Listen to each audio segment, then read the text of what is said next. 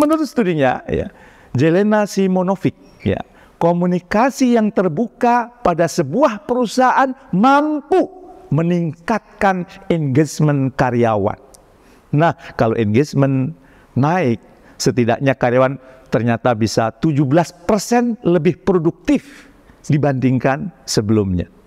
Tentu mau dong kalau setiap anggota tim bisa lebih produktif. Mereka bisa mengerjakan tugas yang ada dengan waktu yang tersedia, ya, lebih cepat, no more overtime. Jadi tuntas sebelum jam kantor, tuntas sebelum waktu mereka pulang.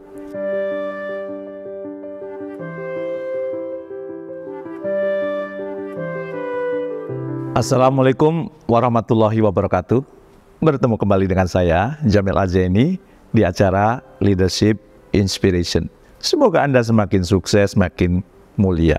Harta, tahta, kata cinta Anda semakin berlimpah, dan di saat yang bersamaan, harta, tahta, kata cinta Anda menjadi sumber manfaat buat orang-orang di sekitar Anda.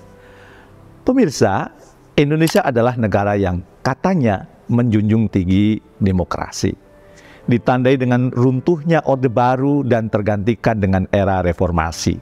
Sejak saat itu, keterbukaan dalam berkomunikasi publik menjadi tonggak penting menuju Indonesia yang lebih terbuka.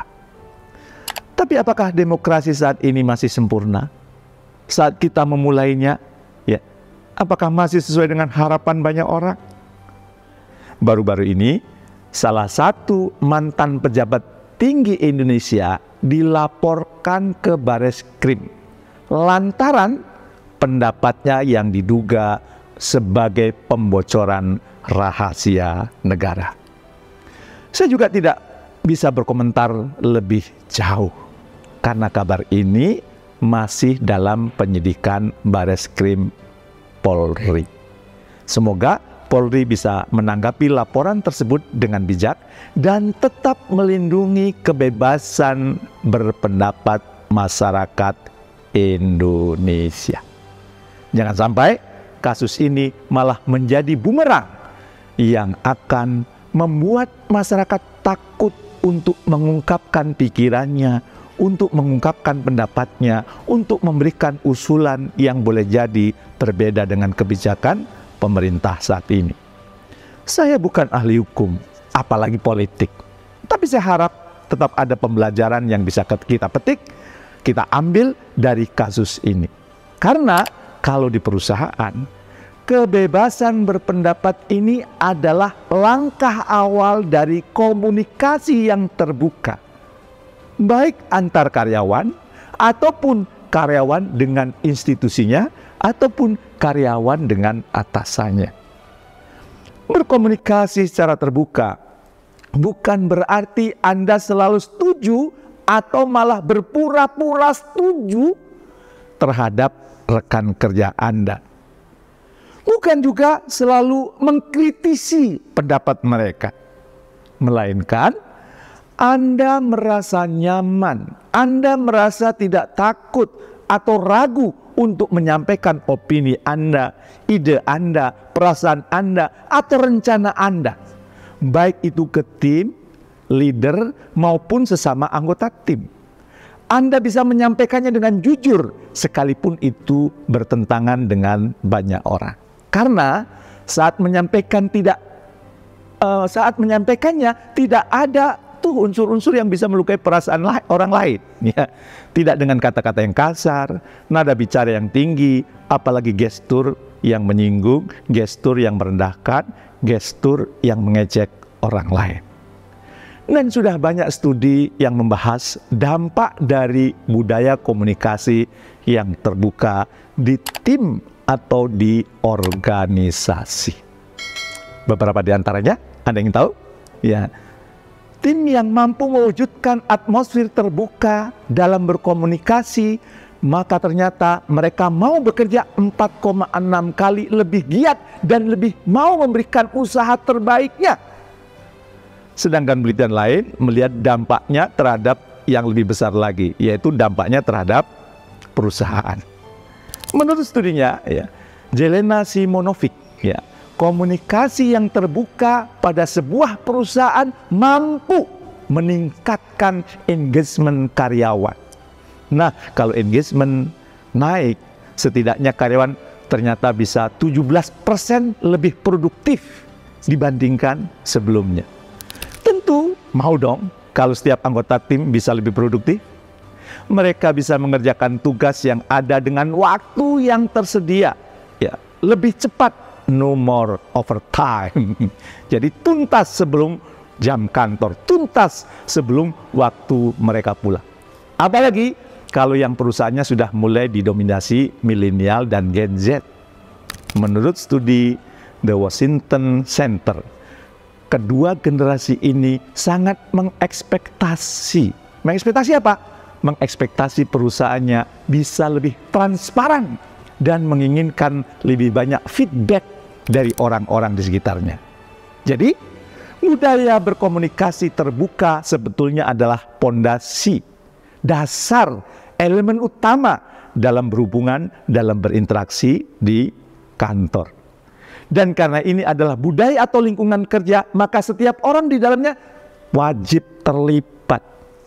Bahkan kalau perlu ada wadah yang bisa memfasilitasi agar komunikasi terbuka itu bisa terjadi dengan sangat baik.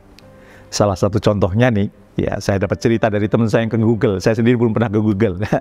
Google itu terkenal dengan budaya perusahaan yang transparan. Ya, di Google karyawan diizinkan untuk berkomunikasi secara terbuka satu sama lain dengan manajemen.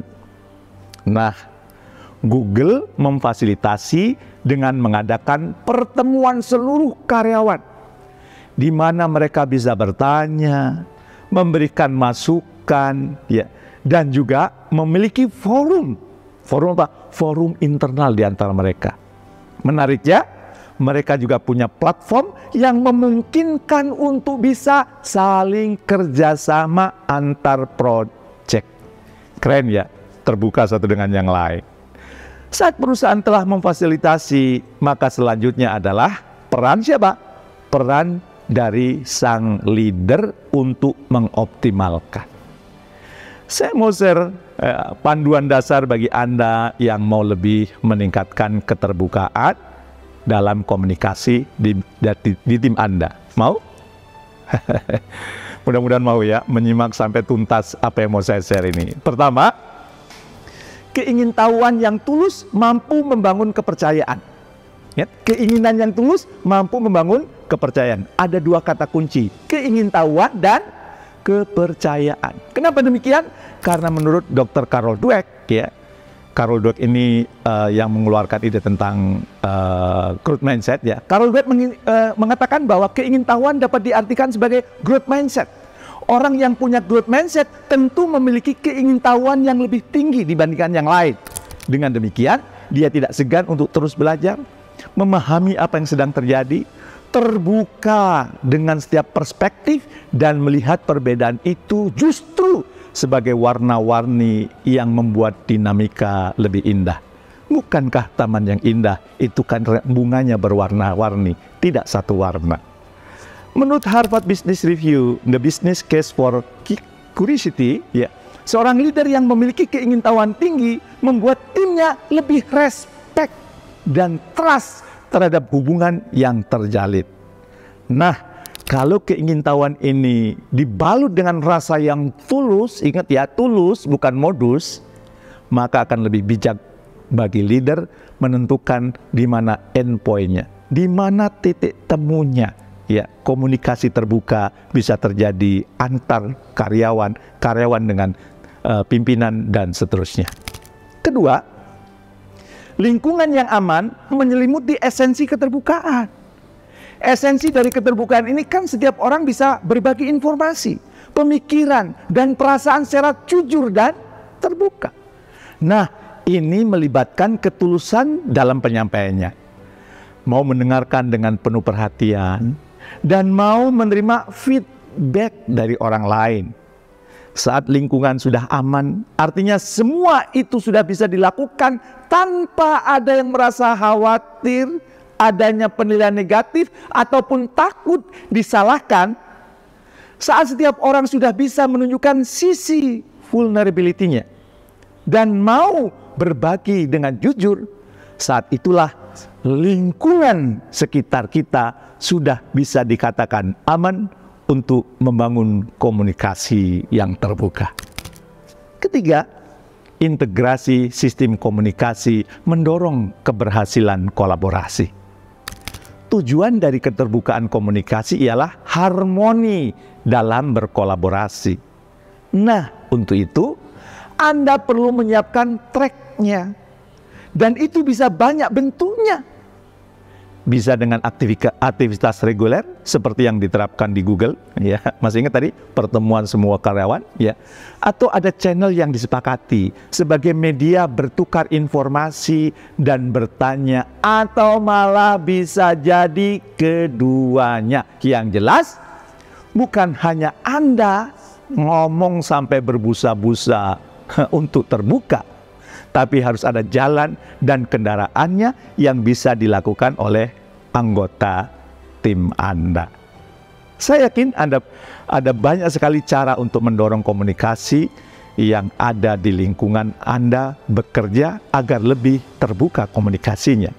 Saya pun terbuka dengan berbagai ide dari Anda yang bisa jadi membantu memberi ide ke penonton lain. Coba tolong tuliskan di kolom komentar ya di bawah ini. Kira-kira apa yang perlu Anda lakukan, apa yang sudah Anda lakukan, Anda membangun komunikasi terbuka di tempat kerja Anda. Terakhir dari saya, cara yang paling tepat memastikan apakah rekan kerja atau anggota tim Anda mau jujur dan terbuka ke Anda adalah adanya pembicaraan selayaknya dengan teman, yang dia bahkan nyaman untuk mendiskusikan hal-hal yang kompleks sebagai teman, tidak melulu ngomong urusan pekerjaan. Apakah Anda sudah demikian? Silahkan direnungkan. Tetaplah menjadi pemimpin yang benar-benar memimpin dengan menghidupkan komunikasi terbuka dan bertanggung jawab dalam tim Anda. Sukses mulia untuk kita semua.